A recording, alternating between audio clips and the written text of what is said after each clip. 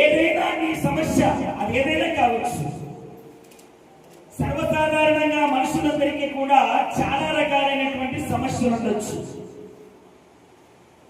చాలా మందికి రకరకాలైన భారం ఉండొచ్చు.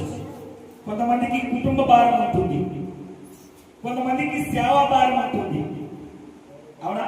కొంతమందికి అప్పుల భారం ఉంటుంది. పరిశుద్ధ దేవుడు మాట్లాడుతున్నటువంటి సంగతి, నీ చింత యావత్తు నా మీద వేయండి అని చెప్తున్నాడు.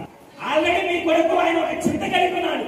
అయ్యో వీళ్ళు ఏమైపోతారో, ఎలాగ దీని నుండి విజయం పొందుకుంటారో వేదన ఆల్రెడీ ప్రభుత్వ యేసుక్రీస్తు ప్రభు వారి మీద కలిగి ఉన్నారు.